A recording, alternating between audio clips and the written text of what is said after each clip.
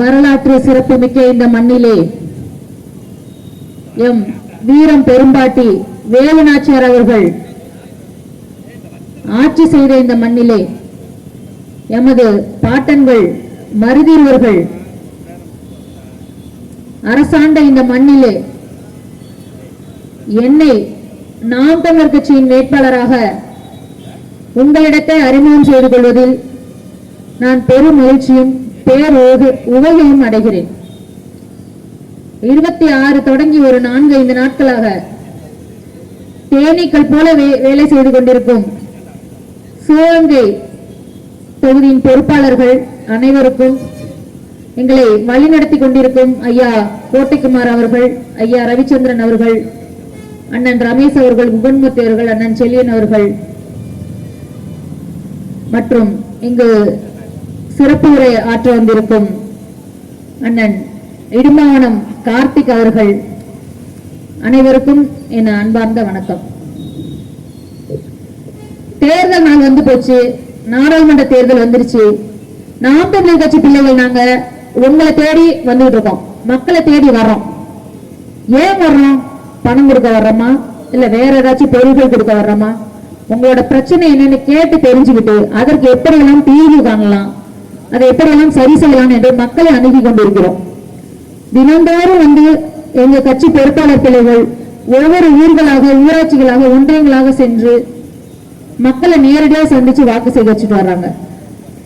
ஆனா உங்ககிட்ட ஓட்டை வாங்கி 7 முறைக்கு மேல இந்த காங்கிரஸ் கட்சி நாடாளுமன்ற உறுப்பினராக இருந்திருக்கிறாங்க. கிட்டத்தட்ட 6 தவணைக்கு மேல பல துறைகளின் அமைச்சராக ஐயா சிதம்பரம் அவர்கள் இருந்திருக்கிறார்கள்.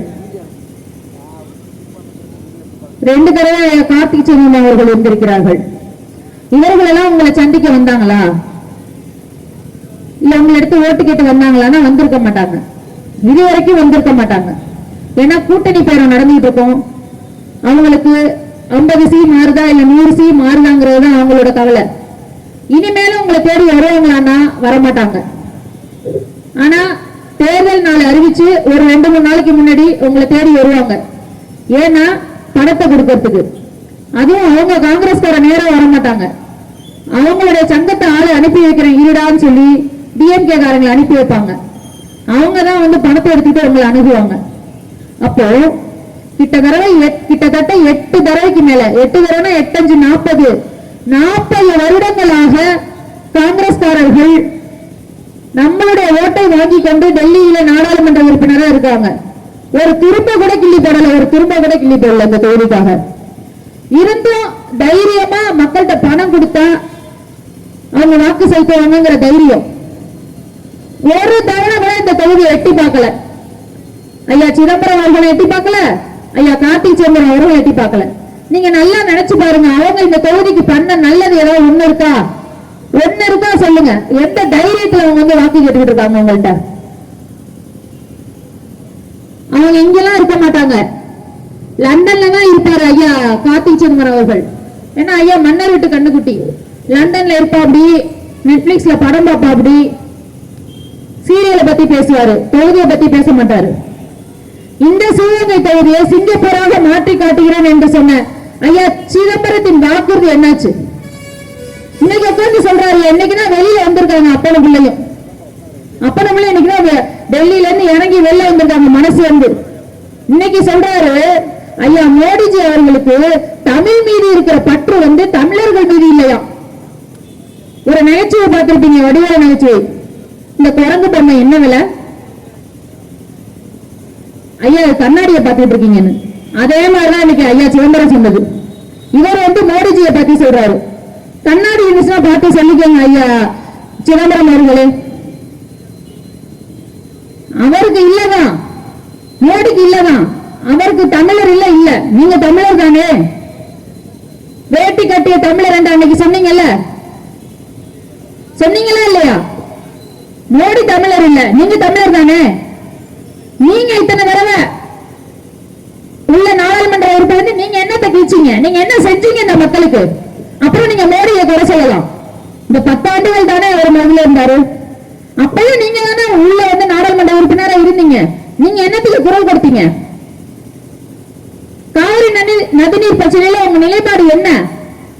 முல்லை பெரியாறுல உங்க நிலைப்பாடு என்ன? ஏனைய மாநில பிரச்சனைகள் உங்க நிலைப்பாடு என்ன? நீட்டு பிரச்சனைகள் உங்க நிலைப்பாடு என்ன? நாங்க வேணாம் சொல்லி வழக்கு தொடுத்தா உங்க அருமை மனைவியை வச்சு நீங்க வேணும் சொல்லி நீங்க தமிழகத்தின் அந்த வழக்கை எதிர்த்து நீங்க வழக்காடுறீங்க. நீங்க வந்து தமிழரின் நலனை பத்தி அக்கறை உண்டவரா? நீங்க எப்படி இந்த வார்த்தையை சொல்ல போச்சு? மோடியை பார்த்து எப்படி இந்த வார்த்தை சொல்ல போச்சு? நீங்க முதல்ல ஒழுங்கா இருக்கீங்களா? நீங்க ஆட்சியில இருந்தப்ப ஒழுங்கா இருந்தீங்களா? நீங்க என்னத்தை செஞ்சு விட்டீங்கன்னு இப்ப உங்க மகனை வேற அனுப்பி வச்சீங்க. இப்ப மறுபடியும் உங்க மகனை இருந்துட்டு கொஞ்சம் கூட கூச்சம் இல்லாம, கொஞ்சம் கூட கூச்சமே இல்லாம, கூச்சமே இல்ல, கொஞ்சம் கூட வைக்காம எப்படி உங்களால முடியுது? அதே தமிழர் என்று சொல்லி அதே வேட்டி சட்டையை கட்டிக்கிட்டு வந்து மறுபடியும் ஓட்டு கட்டிட்டு இருக்கீங்க. நாங்க தேர்தல் ஆணையம் இவங்கெல்லாம் பத்தி சொல்றோம். நாங்க ஒரு 4 நாளா பிரச்சாரத்துக்கு போயிட்டு இருக்கோம். எப்பா எங்களுக்கு நல்லதாதான் இருக்கு, ஒரே பாதுகாப்பா இருக்கு. சிபிசிஐடி பிரான்ச்ல இருந்து 2 பேரு, காவல்துறையில இருந்து 2 பேரு, சர்வேலன்ஸ் டிபார்ட்மெண்ட்ல இருந்து ஒரு 4 பேர், அதுக்கு ஒரு காரு, அதுக்கு ஒரு டீசல் பெட்ரோல் எல்லாம் போட்டுக்கிட்டு, அதுவும் போக எலெக்ஷன் கமிஷன்ல இருந்து வீடியோ தூக்கிட்டே அப்படியே அலைஞ்சுக்கிட்டே ஒரு 4 பேரு, அது போக பிளைங் ஸ்குவாட் அவங்க ஒரு 4 பேரு, அதுக்கு ஒரு காரு. இது நாம் தமிழக கட்சி பிள்ளைகள் எங்கெங்கெல்லாம் போறாங்கன்னு பாத்துக்கிட்டு இருக்காங்க. என்ன செய்கிறார்கள், மக்களை எப்படி அணுகுறாங்க அப்படின்னு சொல்லி பாத்துக்கிட்டு இருக்காங்க. ஆனா நாங்க அவசரம் ஒரு மருத்துவமனைக்கு போவோம், இல்ல அவசர வேலையா போவோம், எங்களை வந்து செக் பண்றீங்க, நிறுத்தி பணம் இருக்க இல்லையான்னு. அதிகபட்சம் ஒண்ணு இல்ல, டேஷ்போர்ட தரமா பின்னாடி என்னமா இருக்கு, இதுதான் பேருக்கு, சும்மா பேருக்கு இவ்வளவு பண்றீங்களே.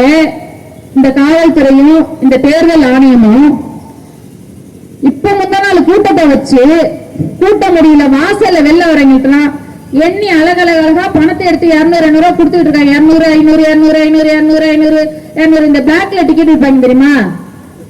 10 20 10 20 10 20 10 20 10 20 அந்த மாதிரி வாசல்ல நின்னுகிட்டே கொடுத்துட்டு இருக்காங்க. 200 500 200. இதை பத்தி அது வீடியோவே வந்துருச்சு, ஆதாரத்தோட ஓடி வந்து டிவிலேயே வெளியாயிட்டு இருக்கு. ஐயா சிதம்பரம் அவரோட இல்லத்துக்கு வைக்கிறது, ஐயா கார்த்திக் சிதம்பரோட இல்லத்துக்கு வைங்களேன். உங்களுக்கு அதை செய்ய தானே இருக்கா? இந்த தேர்தல் ஆணையத்துக்கு நேர்மையா இருக்கீங்களா? பாராபட்சம் பார்க்காம இருக்கீங்களா? எங்க அப்பாவி மக்கள் பொதுமக்கள் பின்னாடி நாம் தமிழ் கட்சி பிள்ளைகள் பின்னாடியுமே வரீங்களே. சரி வந்ததெல்லாம் வந்திய, எங்கள்கிட்ட ஃபுட்டேஜ் எடுக்கலாம் கொஞ்சம் கஷ்டமா இருக்கு, எடுத்த வீடியோல ஒரு ஃபுட்டேஜ் கொடுத்துட்டு போங்க, நாங்க வச்சு அதை வச்சு பரப்புரை பண்ணிக்கிறோம். இந்த பகுதிக்கெல்லாம் போனோம், மக்களை சந்திச்சோன்னு சொல்லி பரப்புரை பண்ணிக்கிறோம். தவறாம ஃபுட்டேஜ் வாங்கிக்கோங்கண்ணே. நியாயமா நடக்கணும், தேர்தல் ஆணையம்னா நியாயமா நடக்கணும். பப்ளிக்கா வச்சு பணம் கொடுத்துட்டு இருக்காங்க, அவங்கள பிடிக்கல. காரைக்குடி ஆபீஸ் வச்சு பணத்தை பிரிச்சுட்டு இருக்காங்க, அவங்கள போய் பிடிக்கல. சும்மா ரோட்ல போறவங்க பிடிக்க வேண்டியது. இவங்க என்ன செஞ்சுட்டாங்கன்னு இப்ப வந்து இந்த ஓட்டு கேட்கிறாங்க. இந்த தொகுதியில் இருக்க பிரச்சனைகள் ஏதாவது ஒண்ணு தீர்ந்ததா? சுடுகாட்டுல கொஞ்சம் பெரிய சைஸ் சுடுகாடு, எக்ஸல் சுடுகாடுன்னு வச்சுக்கலாம், இல்ல XXXL சுடுகாடுன்னு வச்சுக்கலாம். அதான் நம்ம சிவகங்கை பஸ் ஸ்டாண்டு அப்படிதான் இருக்கு. ஒரே கொட்டாய் உள்ள பஸ் வந்து போகுது, அந்த லட்சணத்துல இருக்கு. எத்தனை வருஷமா 40 வருஷமா கிட்டத்தட்ட நம்ம ஆயுசுல 3/4 காலத்தை பின்ன இந்த காங்கிரஸ் அரசு, இந்த சிதம்பரம் குடும்பம் சிவகங்கை நாடாளுமன்ற தொகுதியை சிதம்பரம் கொடுத்து பட்டாயம் எழுதி போட்டு கொடுத்திருக்காங்களா? இதெல்லாம் நீங்க சிந்திக்க மாட்டீங்களா? ஏதாவது ஒரு நல்லது சொல்லுங்க. குடிநீர் தட்டுப்பாடு அவ்வளவு இருக்கு, பாசன வசதி இல்ல, இரிகேஷன் மேனேஜ்மெண்ட் சுத்தமா இல்ல. இரிகேஷன் மேனேஜ்மெண்ட்ல அவங்க நிலைப்பாடு என்ன? இரிகேஷனுக்கு சோர்ஸ் என்ன? முதல்ல என்ன வழி? ஆற்று நீர் ஏதோ வர்றதுக்கு ஏதோ முயற்சி பண்ணீங்களா? காவிரி நதி நீர்ல முதல்ல உங்களோட நிலைப்பாடு என்ன? அது இருந்தா தானே அடுத்த வேலை செய்யலாம். முல்லை பெரியாறுல உங்க நிலைப்பாடு என்ன? மத்தியில் இருக்கிறீங்க, இத்தனை வருஷம் இருந்தீங்க, அந்த நிலைப்பாட மாநில உரிமையை நீங்க உறுதி செஞ்சிருந்தீங்கன்னா இன்னைக்கு இந்த சிவகங்கை நாடாளுமன்ற தொகுதி பசுமை வாய்ந்த ஒரு நாடாளுமன்ற தொகுதியா இருந்திருக்கும், ஒரு மாவட்டமா இருந்திருக்கும். நீங்க ஓட்டு அதை பத்தி எதுவுமே சொல்லாம இன்னைக்கு காஞ்ச பூமியா இருக்கு. கேட்டா சிவகங்கை வறட்சி மாவட்டமா? சிவகங்கை வறட்சி மாவட்டமா இல்ல வறட்சி மாவட்டமாக ஆக்கப்பட்டதா? நம்ம தாத்தா பாட்டன் காலத்துல ஆரஞ்சு பழத்தை விளைவிச்சு ஏற்றுமதி பண்ண ஒரு பூமி எப்படி வறட்சி மாவட்டமா மாறும்? எப்படி மாறும்? இதை நம்ம சிந்திச்சு பார்த்திருக்கோமா? இப்படியே வறட்சி மாவட்டம் சொல்லி விவசாயம்னா என்னன்னு நம்ம பிள்ளைகளுக்கு தெரியாமாக்கிறோம்.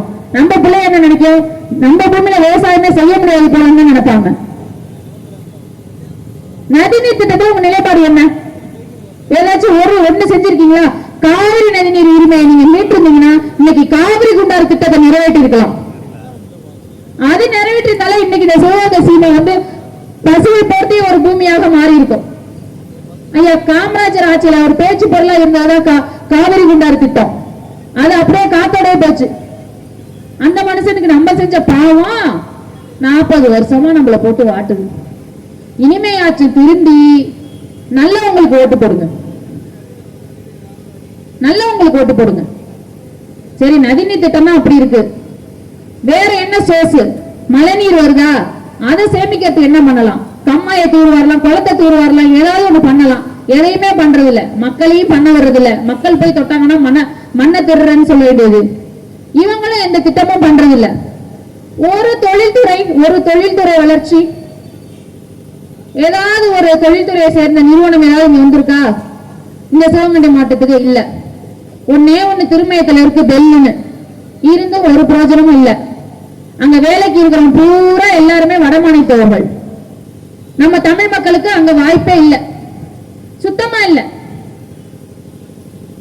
எந்த தைரியத்துல நம்மகிட்ட ஓட்டு கேட்க வராங்க? அப்ப என்ன இழிநிலையில நம்மள வச்சிருக்காங்க? காசு கொடுத்தா ஓட்டு போடுவாங்க அப்படின்னு.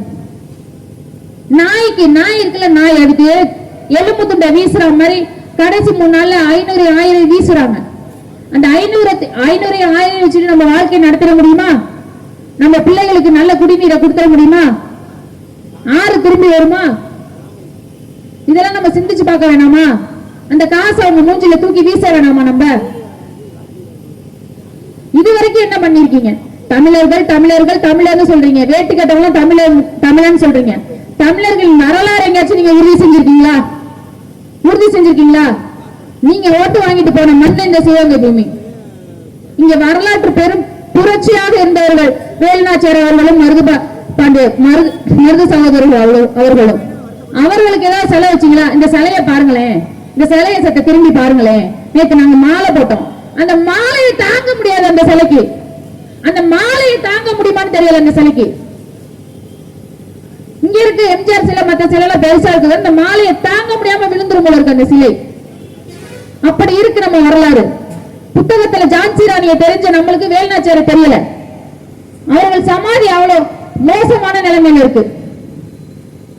அன்னைக்கு நேதாஜி சுபாஷ் சந்திர போஸ் போராடுறதுக்கு கூட்டப்போ முதல் ஆளா போனது இந்த தென்னகத்தை இந்த பகுதியில் தான் போனாங்க. இன்னைக்கு நாங்களும் அதே மாதிரிதான் உங்களை அழைக்கிறோம். இந்த தென்னகத்து சீமையில இருந்து ஒரு புரட்சி வரட்டும்.